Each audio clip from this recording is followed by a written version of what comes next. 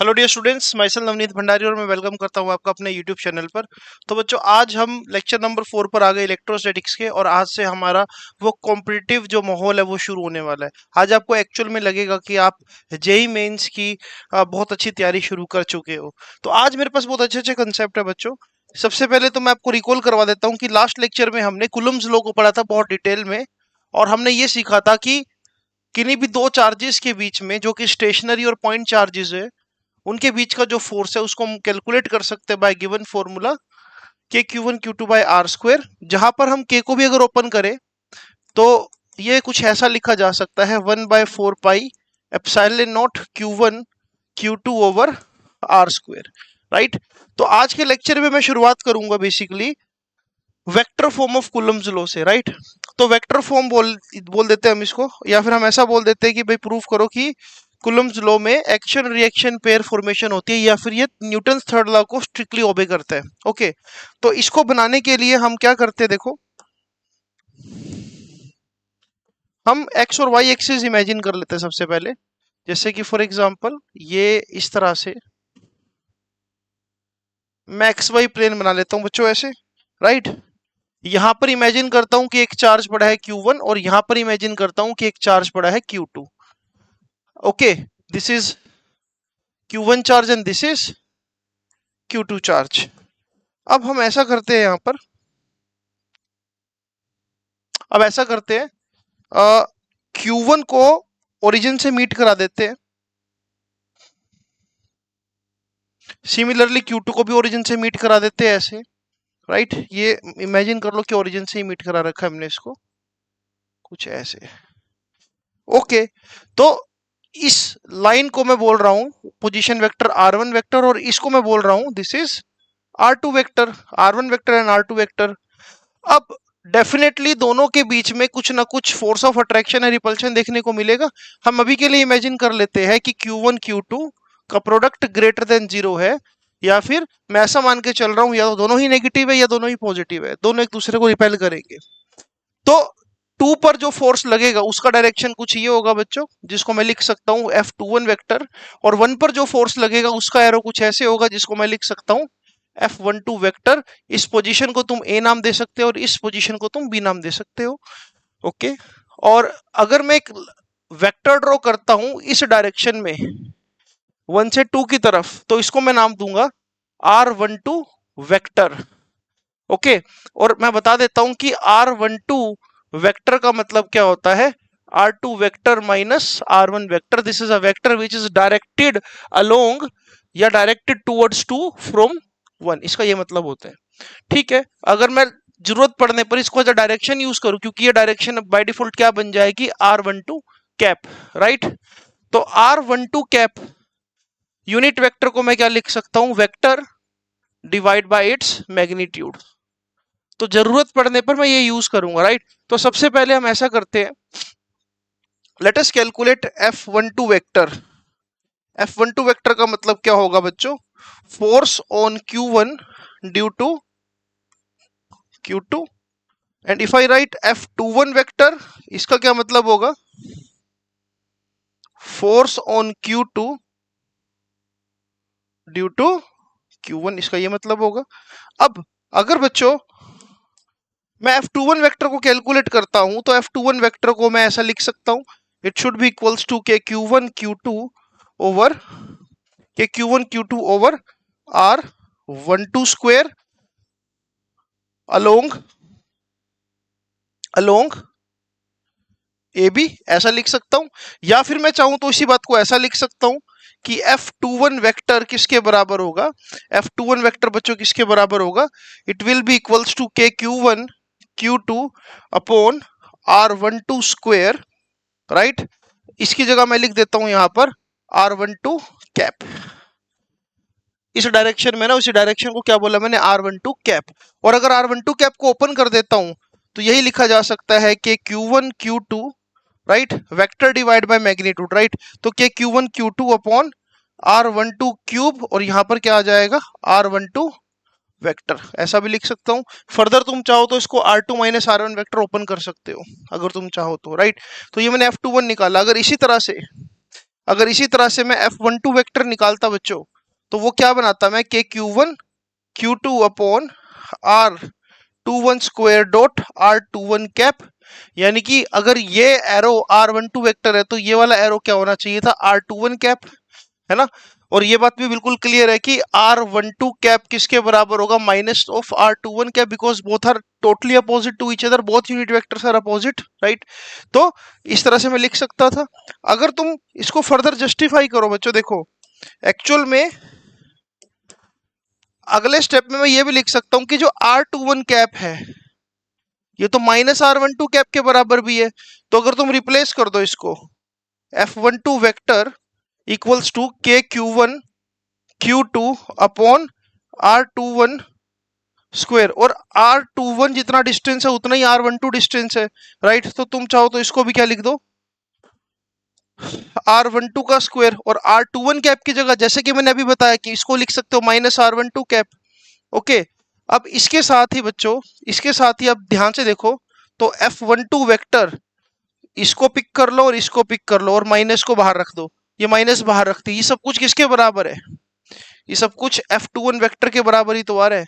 इससे मैंने ये प्रूफ कर दिया कि yes, it follows Newton's third law, for every action there is equal and opposite reaction, जितना Q1 Q2 पर फोर्स लगा रहा है उतना ही Q2 Q1 पर फोर्स लगाएगा। तो ये मैंने वेक्टर फॉर्म में आपको प्रूफ करके दिखाया, आप चाहो तो इसको नोट डाउन कर सकते हो, बहुत ही सिंपल है, कुछ भी नहीं है, बस बेसिक नॉलेज ऑफ वेक्टर्स आपको चाहिए, ये आपके सामने है, राइट। अब जब मैं वेक्टर फॉर्म इसकी पढ़ लूंगा तो मुझे बहुत ही ज्यादा क्वेश्चन प्रैक्टिस करने हैं इसके ऊपर, और मैं कुछ क्वेश्चंस आपको दिखाता हूं जो कि बिल्कुल जनरल है। जैसे फॉर एग्जांपल अगर मैं एक स्क्वायर इमेजिन करूं बच्चों, बहुत ही सिंपल सा सवाल दे रहा हूं, ये है मान लो प्लस क्यू चार्ज, ये है प्लस क्यू चार्ज, ये है प्लस क्यू चार्ज, और ये भी बच्चों क्या है, plus Q charge. Okay sir, अब अगर मैं बिल्कुल सेंटर में एक चार्ज रख देता हूं क्यू नॉट, और मैं आपसे पूछ लूं कि भाई एग्जैक्टली सेंटर में क्यू नॉट चार्ज पड़ा है, इस पर बताओ नेट फोर्स कितना लगेगा। तो तुमने सिर्फ यही तो इमेजिन करने के, अच्छा सर क्यू से यहां पर अगर एरो बना दे, ये डिस्टेंस एक्स है, यहां से यहां पर एरो बना दे तो ये डिस्टेंस एक्स है साहब, यहां से यहां पर अगर एरो बना दे तो ये डिस्टेंस भी एक्स है साहब, और ये डिस्टेंस भी कितना है, एक्स, राइट।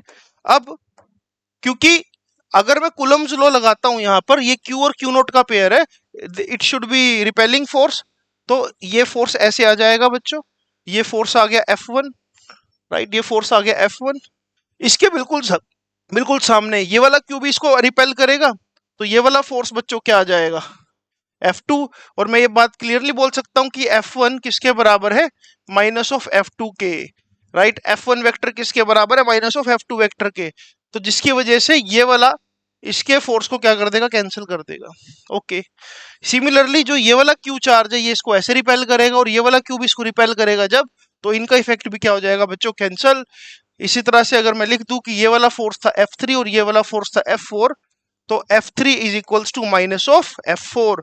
इससे पता लग रहा है कि जो नेट फोर्स है वो F1 plus F2 plus F3 plus F4 था, लेकिन F1 plus F2 minus F1 minus F2 खत्म होकर नेट फोर्स को क्या बना देंगे बच्चों, जीरो। बहुत ही बेसिक सवाल, बिल्कुल बेसिक, आपको ये बात क्लियर हो गई होगी। इस क्वेश्चन में ट्विस्ट तब आएगा जब मैं आपको प्रॉब्लम को ऐसा बनाकर दे दूंगा। अब हमारे पास मान लो एक इक्विलेटरल ट्रायंगल है बच्चों, इस इक्विलेटरल ट्रायंगल के यहां पर भी क्यू चार्ज है, यहां पर भी क्यू चार्ज है, और इस जगह पर भी क्यू चार्ज है, और इक्विलेटरल ट्रायंगल है तो तीनों एंगल्स क्या है बच्चों, 60 डिग्री। अगर मैं आपसे पूछूं कि किसी भी एक चार्ज पर नेट फोर्स बताओ, तो क्या आंसर आना चाहिए, किसी भी एक चार्ज पर नेट फोर्स निकालना है। ऑब्वियसली अगर ये दूरी x है तो ये दूरी भी x होगी, और ये दूरी भी क्या होगी, x, तीनों साइड्स बराबर, इक्विलेटरल ट्रायंगल। अगर ये q इसको फोर्स लगाएगा तो उसका लाइन ऑफ एक्शन ये होना चाहिए, मतलब ये फोर्स की डायरेक्शन होगी f। अगर ये वाला q इसको फोर्स लगाएगा तो इसका डायरेक्शन ये होगा f।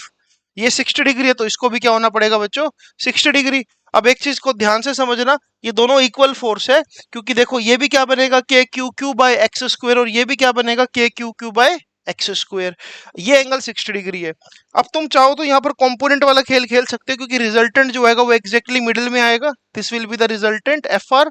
ओके, तो इसका मतलब ये ऊपर वाला एंगल कितना बनेगा 30 डिग्री, और नीचे वाला भी कितना बनेगा 30 डिग्री। ओके, इसको अगर मैं यहाँ पर ड्रॉ करूँ बच्चों, तो आपके सामने ये सिचुएशन आ गई, ये सिचुएशन आ गई। अगर आप ध्यान से देखो, ये एक फोर्स है, ये दूसरा फोर्स है, ये डॉटेड लाइन है जहां रिजल्टेंट है, ये वाला एंगल है 30 डिग्री, और ये वाला एंगल भी क्या है 30 डिग्री। अब तुम चाहो तो एक काम कर सकते हो, इस एफ का ये 30 डिग्री के लोग कंपोनेंट क्या होगा, एफ कोस 30, और इस एफ का भी यहां पर कंपोनेंट क्या होगा, एफ कोस 30, यानी कि इस लाइन के लोग दोनों का कंपोनेंट ये वाला ऐड हो रहा है। ओके, और इसके परपेंडिकुलर इसका कंपोनेंट क्या होगा, एफ साइन 30, और नीचे वाले फोर्स का भी यहां पर परपेंडिकुलर कंपोनेंट क्या होगा, एफ साइन 30। इसका मतलब ये साइन कंपोनेंट तो कैंसिल कर देगा, और जो नेट फोर्स आएगा बच्चों, नेट फोर्स आएगा वो किसके बराबर आएगा, 2f कोस 30 डिग्री के बराबर, यानी कि √3/2। इसका आंसर क्या आएगा, √3 times of F. √3 times of F का मतलब है, अब एफ कैलकुलेट कर लो आप, एफ का वैल्यू क्या आना था, के क्यू अपॉन एक्स स्क्वायर, यानी कि इसका जो आंसर आएगा बच्चों वो आएगा √3 के Q square by X square. So this will be your answer. ऐसा सवाल जनरली मिल जाता है, बहुत ही आसान है। ठीक है, तो और क्या हम वेक्टर फॉर्म को यूज कर सकते हैं। आई होप आपको क्लियर हो गया होगा बच्चों। आप जब कमेंट्स करोगे तो मुझे बहुत अच्छा लगेगा। ओके, तो एक सवाल और देखते हैं बच्चों साथ साथ ही। इस बार ना फिर से मैं वो स्क्वायर वाला क्वेश्चन उठाता हूं, फिर से हम वो स्क्वायर वाला क्वेश्चन उठाते हैं। ठीक है, इस बार कहानी में ट्विस्ट है, ये प्लस क्यू, ये प्लस क्यू, ये प्लस क्यू, और ये भी प्लस क्यू। इस बार अगर आपसे मैं पूछता हूं कि find net force on any one of the charge, तो आप क्या करेंगे, find net force on any one of the charge. इस वाले मान लो जो इस वर्टेक्स पर चार्ज है, इस पर आपने फोर्स निकालना है, तो आप क्या देखोगे यहाँ पर, आप ये देखोगे कि पहले तो एक डायगोनल बना देते हैं ऐसे, राइट। अगर ये x है, ये x है, और ये x है, और ये भी x है, राइट, तो जो डायगोनल लेंथ है बच्चों वो कितनी आएगी, √2x। पाइथागोरस लगा देना। ओके साहब, अब इसको मैं इमेजिन कर लेता हूं, ये फोर्थ चार्ज है, ये फर्स्ट है, ये सेकंड है, और ये थर्ड है। तो 1 अगर 4 पर फोर्स लगाएगा तो लाइन ये होगी फोर्स की, force on 4 due to 1 vector. ठीक है साहब, 3 जब 4 पे फोर्स लगाएगा तो उसकी लाइन ये होगी, ये क्या होगा, फोर्स ऑन 4 ड्यू टू 3, ये ऐसा होगा। बिल्कुल सही है साहब। इन दोनों का जो रिजल्टेंट होगा वो ये होगा, राइट। अब इसका फोर्स और इसका फोर्स तो आपने निकाल दिया, उनका रिजल्टेंट बीच में आ गया।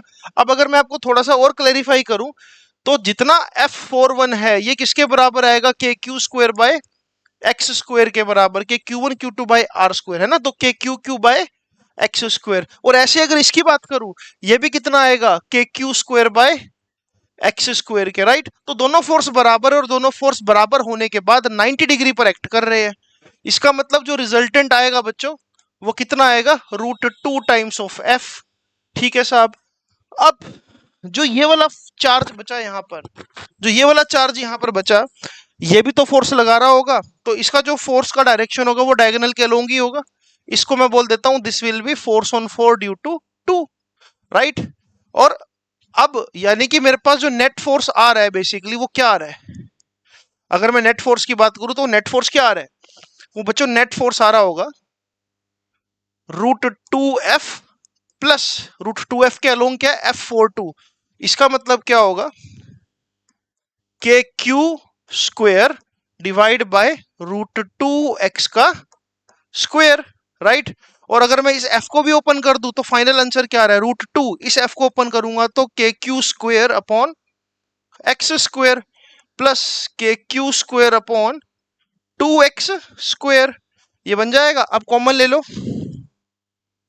के Q square by X square, अंदर क्या बचेगा, √2 प्लस 1/2। तो ये आपका फाइनल आंसर होगा बच्चों। इस तरह से आप इसको सॉल्व कर सकते थे, बहुत ही आसान। अगेन मैंने सिर्फ वेक्टर्स को ढंग से यूज करा, और आपको भी ढंग से यूज करना है तो आप भी कर सकते हो। ओके, चलो अगला सवाल देखते हैं। अब मैं ये जो सवाल दे रहा हूं बच्चों, ये बहुत ही प्यारा सवाल है, ध्यान से देखना इस क्वेश्चन को, ये बहुत ही ज्यादा इंपॉर्टेंट है, राइट, बहुत ज्यादा इंपॉर्टेंट। ओके, तो हम ऐसा करते हैं बच्चों, हम इमेजिन करते हैं कि हमारे पास एक वॉल क्लॉक है, राइट, और आप सब जानते हो कि यहाँ पर अगर 12 है तो यहाँ पर 1 होगा, यहाँ पर 2 होगा, सेंटर में कहीं 3 होगा, यहाँ पर 4, यहाँ पर 5 और कहीं नीचे 6 होगा, फिर यहाँ पर 7 होगा, यहाँ पर 8 होगा, एग्जैक्टली यहाँ पर 9 होना चाहिए, यहाँ पर 10 और यहाँ पर 11। ओके, तो ये हमारे पास एक क्लॉक है। अब ना सिर्फ ये क्लॉक है, बट इसमें एक छोटा सा लूप होल ये भी है कि ये एक्चुअल में 12 कूलम है, ये 1 कूलम है, ये 2 कूलम है, ये 3 कूलम, ये 4 कूलम, ये 5 कूलम, ये 6, 7, 8, 9, 10 और 11। तो हमने जहां पर नंबर था वहां पर उतने ही नंबर का चार्ज रख दिया, और एक चार्ज को हमने रखा बिल्कुल सेंटर में, और वो चार्ज मान लो क्या है, कोई भी रैंडम हम क्यू नॉट चार्ज मान लेते हैं जो कि बिल्कुल सेंटर में है, राइट। अब मेरा आपसे सवाल है ये कि आपको बताना है what will B net force on the charge placed at the centre of the clock. तो कैसे इसको हम टैकल करेंगे? चलो, सबसे पहले तो आपको ये इमेजिन करना पड़ेगा कि भाई अगर हम 360, अगर इसको देखें तो 360 डिग्री एंगल है, और 360 डिग्री एंगल अगर 12 हिस्सों में बांट दिया जाए तो यानी कि किन्हीं भी दो नंबर्स के बीच का जो एंगल होगा वो डेफिनेटली क्या होगा, 30 डिग्री होगा। अगर आपको ये चीज बिल्कुल क्लियर है तो इस क्वेश्चन में कोई दिक्कत नहीं आने वाली अपने को। देखो, अब मैं ऐसा करता हूं, मैं एक लॉजिक को समझता हूं। देखो, अगर मैं 12 और 6 को कनेक्ट करूं, ओके, और क्यू नोट पर फोर्स निकालने की कोशिश करता हूं, तो 6 कूलम जब क्यू नोट को रिपेल करेगा, इसको हम 1 कूलम मान लेते हैं, चलो थोड़ा सा कैलकुलेशन इजी हो जाएगी, राइट। 6 कूलम अगर इस 1 कूलम को रिपेल करेगा तो ये डायरेक्शन होगी सर, और क्या बनेगा, के 6 × 1 / x²। और 12 कूलम जब इसको रिपेल करेगा तो क्या होगा, के 12 इंटू में 1 अपॉन में x²। तो हर हालत में जो रिजल्टेंट है वो नीचे की तरफ शिफ्ट होगा, राइट। तो अगर मैं ऐसे एक रिजल्टेंट बना लूं तो कोई बुराई नहीं है। ये रिजल्टेंट मान लो किसके बराबर है, एफ, और एफ का मतलब क्या है, अगर मैं सब्ट्रैक्ट करता हूं तो एफ का मतलब आएगा के 6 अपॉन में x², राइट। इन दोनों को रिजोल्व करा हमने, ठीक है। उसके बाद अगर यही चीज अगर मैं 11 और 5 पर लगाता हूं, राइट, तो 11 और 5 पर लगाने पर भी ऐसे मेरे को एफ मिल जाएगा, क्योंकि 11 और 1, 5 और 1 डिफरेंस करूंगा फिर से 6 आएगा।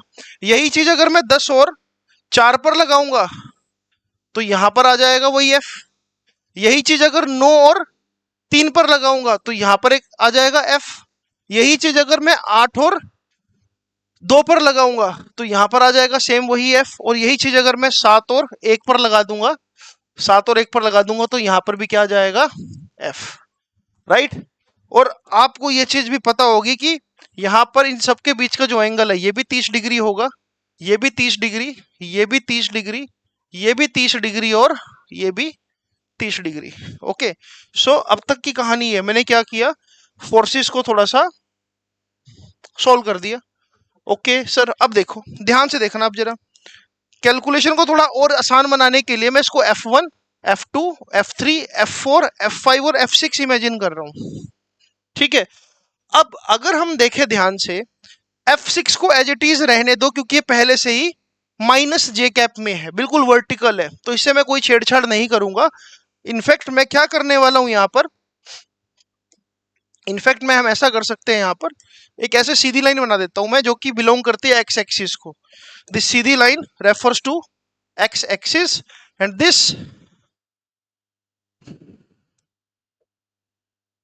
This vertical line belongs to Y axis. मुझे जो भी फोर्सेस चाहिए मुझे इन लाइंस के अलोंग चाहिए, तो मुझे ये तो मिल गया। अब मैं F1 और F5 को ध्यान से देखूं, F1 को अगर मैं ध्यान से देखूं, देखो F1 का ये वाला एंगल इस लाइन के साथ बन रहा है 60 डिग्री, और F5 का भी ये वाला एंगल कितना बन रहा है, 60 डिग्री। यानी कि अगर F1 और F5 का अगर मैं अलोंग द एक्स एक्सिस कोई कंपोनेंट बना सकता हूं तो वो क्या होगा, F1 का हो जाएगा F1 cos 60 डिग्री, और F5 का भी क्या हो जाएगा, F5 cos 60 डिग्री, और उनका y एक्सिस की लाइन पर कितना आएगा, F1 sin 60 डिग्री, और नीचे वाली लाइन पर भी कितना आएगा, F5 sin 60 डिग्री, और आप जानते हो कि F1 और F5 मैग्नीट्यूड वाइज तो बराबर है, इसलिए ये वाला कंपोनेंट खत्म हो गया। यानी कि इस तरह से मैं F1 और F5 को सोल्व कर पाया। अब यही चीज मैं देखूंगा F2 और F4 के लिए। F2 30 डिग्री एंगल बना रहे और F4 भी 30 डिग्री एंगल बना रहे, राइट। तो यानी कि अगर हम यहां पर देखें, अगर हम यहां पर देखें F4 के लिए, F4 के लिए देखो जरा, F4 के लिए ये वाला जो एंगल है ये 30 डिग्री है, और F2 के लिए भी ये वाला एंगल कितना, 30 डिग्री। इस तरह से इस लाइन के अलोंग, राइट, इस लाइन के अलोंग F2 साइन 30 आ जाना था, और नीचे की तरफ आ जाना था, नीचे की तरफ आ जाना था F4 साइन 30। तो ये भी कैंसिल कर देता, यानी कि इस लाइन पे एक और चीज जुड़ने वाली है, वो क्या है, plus plus F2 cos 30 plus F4 cos 30, right, ये भी जुड़ गया है यहाँ पर। अब F3 तो पहले से यहाँ पर है, इसलिए मैं लिख देता हूं साथ में प्लस F3। इस तरह से एक्स एक्सिस पर ये सारे फोर्सेस आ गए, क्योंकि क्योंकि मैग्नीट्यूड तो सबका बराबर है, इसलिए मैं इन दोनों को सीधा सीधा लिख देता हूं 2F cos 60 डिग्री, इन दोनों को सीधा लिख देता हूं मैं 2F cos 30 डिग्री और प्लस F3 का मतलब F, राइट। अब क्या कर सकते हैं, cos 60 का मतलब क्या होगा बच्चों, 1/2, और 1/2 जब ये 2 से मल्टीप्लाई होगा तो क्या F रह जाएगा सिर्फ, वहां पर पहले से F है तो यानी कि 2F। यहाँ पर क्या है 2F cos 30, cos 30 का मतलब क्या होगा, √3/2, तो उड़ा दो। यानी कि अलोंग द एक्स एक्सिस आपको जो नेट फोर्स मिलेगा भाई, वो मिलेगा 2 प्लस √3 ये आपको कहां पर मिल रहा है सर, आई कैप में। और माइनस जे कैप में आपको सिर्फ क्या मिल रहा है, एफ, है ना। F6 का मतलब माइनस जे कैप में, ये लिख देता हूं मैं माइनस एफ जे कैप, राइट। तो ये हमारा सॉल्यूशन है। अगर मैं इसको और ओपनली ढंग से करूं तो ये हमारा आंसर ये आएगा कुछ 2 प्लस √3 आई कैप माइनस जे कैप, और एफ अगर मैं कॉमन ले लूं तो एफ तो बराबर है किसके बराबर आएगा, K into 6 divide by X square. So ये मेरा इस क्लॉक प्रॉब्लम का सोल्यूशन है बच्चों। तो इस तरह से इसको हम टैकल कर सकते हैं। आपके सामने है, देखो ये आपके सामने है। आई होप आपको समझ आया होगा, बहुत ही आसान है। सिर्फ एक्स एक्सिस और वाई एक्सिस के अलोंग आपने कंपोनेंट्स ले लेने थे। ओके, चलो कुछ और प्रॉब्लम्स देखते हैं, लेक्चर को थोड़ा सा और प्रोडक्टिव बनाते हैं। अब जैसे कि ये देखो जरा, बड़ा ही अच्छा सवाल है, इस पर भी आपको सवाल देखने को मिल सकते हैं। आई होप ये विजिबल होगा, आई होप ये विजिबल होगा, ठीक है। तो यहाँ पर ये लिखा हुआ है कि let us consider two small balls of mass m1 and m2 having charge q1 and q2 are suspended with in the help of strings with the same point. Okay, मैं आपको थोड़ा सा डायग्राम के साथ समझा देता हूँ। ये इसका डायग्राम आपको जनरली गिवन होगा, शायद यहाँ डायग्राम तो नहीं दे रखा, बट हाँ ये जनरली गिवन होगा, राइट। इस तरह से हमने बच्चों दो बॉल्स ली, इस पर चार्ज है Q1 और इस पर चार्ज है Q2, और मास भी अलग अलग है। इसका मास है m1 और इसका मास है m2। ओके साहब, अब नीचे की तरफ जो वेट लगेगा वो m1g लगेगा, यहां पर जो नीचे की तरफ वेट लगेगा वो m2g लगेगा। इनके बीच की जो सेपरेशन है वो मान लेते हैं कितनी है, x। और अगर इस एंगल की बात करें, ये एंगल है θ1 और ये एंगल है θ2। अब आपको बताना है कि इन बॉल्स के इक्विलिब्रियम के बारे में हम क्या क्या डिस्कशन कर सकते हैं, और बहुत ही आसान, देखो क्या डिस्कशन कर सकते हैं। देखो पहले तो उस डायग्राम को समझो जरा ध्यान से, राइट। तो मैं यहां पर एक बात बिल्कुल क्लियरली बोल सकता हूं, राइट। अगर Q1 ग्रेटर देन Q2 हो या Q2 ग्रेटर देन Q1 हो, इट विल नॉट चेंज θ1 और θ2। ये जो एंगल बन रहा है ना दो स्ट्रिंग्स के बीच में, ये कभी भी चार्जेस की वजह से चेंज नहीं होगा। क्यों नहीं चेंज होगा, क्योंकि अगर Q1 Q2 को रिपेल भी कर रहा होगा तो सर ये वाला फोर्स क्या होगा, के Q1 Q2 over x square. और अगर ये Q2 Q1 को रिपेल कर रहा होगा तो सर ये वाला फोर्स भी क्या होगा, के Q1 Q2 bye X square. Product कुछ मर्जी हो, Q1 Q2 से बड़ा हो या Q2 Q1 से बड़ा हो, दे विल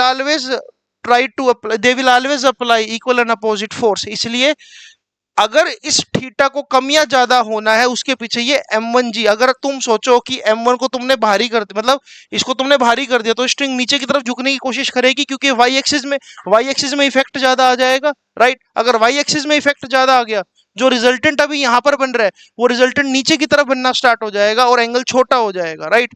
तो what I can say here कि भाई अगर m1 m2 से बड़ा हो गया, अगर दोस्त ये वाला जो मास है ये उस m2 से बड़ा हो गया, तो झुकाव नीचे की तरफ आएगा, एंगल छोटा हो जाएगा। तो मैं लिख सकता हूं for m1 greater than m2 θ1 will become less than θ2, and if m2 become greater than m1 θ1 become greater than θ2, right. तो मास को कम ज्यादा कर देने से स्ट्रिंग्स के बीच में बनने वाला एंगल जरूर चेंज होगा। अब अगर मैं इक्विलिब्रियम की बात करूं, सपोज ये सिस्टम अब इक्विलिब्रियम में है, there is no movement, right. तो हम ऐसा बोल सकते हैं, यहां पर इसको थोड़ा सा मैं वेल डिफाइन कर देता हूं। तो हम ऐसा बोल सकते हैं कि अगर हम देखें इसको कुछ ऐसे, ये एंगल θ1 बन रहा है, यहां पर नीचे की तरफ क्या लग रहा है m1g। अगर टेंशन T ऊपर की तरफ है तो ये वाला जो कंपोनेंट होगा टेंशन का वो क्या होना चाहिए, T cos थीटा, ओके। इसी तरह से अगर ये वाला फोर्स इलेक्ट्रोस्टैटिक है जो इधर की तरफ लग रहा है, तो अंदर की तरफ जो टेंशन का कंपोनेंट इफेक्ट डालेगा वो क्या होगा, T sin थीटा। अगर इक्विलिब्रियम है तो इसका मतलब हॉरिजॉन्टली और vertically I can say that resultant force is going to be zero. तो सर यहाँ पर जो F है वो किसके बराबर होना चाहिए, T sin थीटा के बराबर। और इसी तरह से ही जो m1g है वो किसके बराबर होना चाहिए, वो T cos थीटा के बराबर होना चाहिए, फर्स्ट और सेकंड इक्वेशन, राइट। अगर यहाँ θ1 है तो I should write θ1 and θ1, okay. तो अब तुम चाहो तो दोनों इक्वेशन को डिवाइड कर दो, इधर की तरफ क्या मिल जाएगा आपको tan θ1, और यहाँ पर आपको मिल जाएगा F डिवाइड बाय m1g। इस तरह से तुम अगर इसको और ज्यादा एलोबरेट करना चाहो या और ओपन करना चाहो तो इस फोर्स को तुम ओपन कर दो, इट विल बी के q1 q2 over x square m1g tan inverse. इस तरह से आपको क्या मिल जाएगी, θ1 का वैल्यू। इसी तरह से अगर θ2 निकालोगे तो θ2 भी कुछ ऐसा ही मिलेगा आपको, वो मिलेगा tan इनवर्स के q1 q2 upon X square, और यहां पर आ जाएगा m2g। और जैसे कि मैं बता रहा था कि m2 ही इस थीटा को चेंज कर सकता है, ये मैंने मैथमेटिकली प्रूव भी कर दिया। सो this is your question which is based on string problem. I hope आपको समझ आया होगा ये। आगे चलते हैं, और क्या मिल सकता है हमको जेई में बच्चों। देखो ये वाला सवाल भी बहुत अच्छा है, इस सवाल को भी अगर हम देखें तो बहुत ही प्रैक्टिकल सा सवाल है, थोड़ा सा काइनेमेटिक्स अप्लाई होगा इसके अंदर। Consider a fix charge Q, consider a fix charge Q, okay साहब, ये Q चार्ज फिक्स है। यहाँ पर एक और चार्ज रखा हमने जो कि x नोट दूरी पर है, इससे x नोट दूरी पर एक चार्ज हमने रख दिया Q। स्मूथ प्लेन का मतलब है यहाँ पर कहीं पर भी फ्रिक्शन नहीं है, मैं फ्रिक्शन को काउंट नहीं करूंगा। आपको ये बताना है कि what will be velocity of charge Q as the function of x, क्योंकि ये कैपिटल Q इसको रिपेल करेगा इस डायरेक्शन में, तो ये वाला चार्ज यहाँ पर इस डायरेक्शन में एक्सेलरेट भी होगा, बिल्कुल होगा, सही है, ओके। तो अब देखो मैं ये बोल सकता हूँ कि भाई जो फोर्स लग रहा है इस पर वो क्या लग रहा है, कि Q over x naught square. लेकिन यही फोर्स मास इनटू एक्सेलरेशन के बराबर भी हो सकता है, सही है, क्योंकि मुझे बतानी है velocity as a function of x. तो मेरे माइंड में आ जाना चाहिए काइनेमेटिक्स का ये वाला सवाल। हम जनरली पढ़ते हैं कि dv बाय dt किसके बराबर होता है, एक्सेलरेशन के। बट अगर हम dx से ही मल्टीप्लाई करके dx से ही डिवाइड कर दे तो एक नया फॉर्मूला बना सकते हैं हम, v dv by dx equals to acceleration in the function of this, right. तो मैं यही काम यहाँ पर करने वाला हूँ। सबसे पहले मैं लिखता हूँ कि एक्सेलरेशन क्या है, वो आएगी के Q over x naught square. अब उसके बाद अगले ही स्टेप में मैं ये कर सकता हूँ, यहाँ पर बच्चों देखो ध्यान से, कि एक्सेलरेशन, क्योंकि मुझे इन द एंड वेलोसिटी तक पहुंचना है, तो मैं ऐसा लिख सकता हूँ कि k q by x naught square. Acceleration को क्या लिख सकता हूँ, v dv by dx, okay साहब। अब वी डीवी बाय डीएक्स हम ऐसा कर सकते हैं कि क्यू को यहीं रखो, एक्स नोट स्क्वायर यहां पर आ जाएगा dx और सामने आ जाएगा v dv। इधर इंटीग्रेट कर दो 0 से v में, वेलोसिटी क्योंकि निकालनी है, इधर इंटीग्रेट कर दो। किसमें इंटीग्रेट करोगे, क्योंकि पहले उसकी डिस्प्लेसमेंट हम मान रहे, अगर उसकी डिस्प्लेसमेंट हम ये मान ले कि पहले x नॉट थी और कुछ टाइम के बाद क्या हो जाएगी, कुछ टाइम के बाद क्या हो जाएगी x, राइट। तो अगर मैं इसको इंटीग्रेट करता हूं, क्योंकि यहां पर पहले से गिवन है कि पहले से वो x नॉट दूरी पर है, राइट। तो x नॉट दूरी पर तो पहले से ही था और x दूरी पर वेलोसिटी पूछी है, ठीक है, ओके। तो इंटीग्रेट कर देते हैं, तो k क्यू क्यू बाहर आ जाएगा। एक्स नोट स्क्वायर का इंटीग्रेशन 1/x नोट स्क्वायर का इंटीग्रेशन क्या होगा, -1/x नोट। अगर तुम सोल्व करोगे इंटीग्रेशन को, 1/x स्क्वायर का इंटीग्रेशन सीधा सीधा मैंने क्या लिख दिया, -1/x। पावर ऊपर ले जाओ, -2+1 डिवाइड बाय -2+1, यही आंसर आएगा। यहां पर आएगा x नोट से लेकर x, सामने की तरफ क्या आ जाएगा, v²/2। अगर हम इसको सोल्व करते हैं बच्चों फर्दर, इसको अगर फर्दर सोल्व करें, फर्दर सोल्व करने पर, फर्दर सोल्व करने पर क्या होगा, यहां पर अगर मैं v स्क्वायर को अगर मैं निकालता हूं यहां पर, तो ये आ जाएगा 2k क्यू, राइट। यहां पर अपर लिमिट पुट कर दो -1/x, ओके, -1/x, और ये हो जाएगा +1/x नोट, ओके। अब यहां से अगर मैं v निकालने की कोशिश करूं, इसको मैं ऐसा लिख सकता हूं, इसको मैं ऐसा लिख सकता हूं यहां पर, it will be what, it will be 2k q 1/x0 -1/x, okay. और सबकी पावर क्या हो जाएगी, 1/2, और किसके बराबर, ये v के। So this is the way how to solve this question. Please इसको नोट करो जरा, फिर अगले क्वेश्चन पे चलते हैं।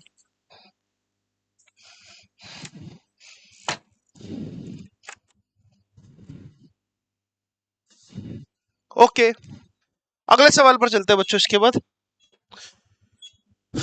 ये वाला क्वेश्चन बच्चों, मैं ये उम्मीद करूंगा कि ये क्वेश्चन तो आप खुद भी करने लायक हो गए हो। आप इस क्वेश्चन की स्टेटमेंट को ध्यान से देखो, मैं आपके लिए बना देता हूं फिर भी। इस क्वेश्चन की स्टेटमेंट क्या है देखो, आई होप विजिबल होगा ये। इसको थोड़ा और जूम करूं,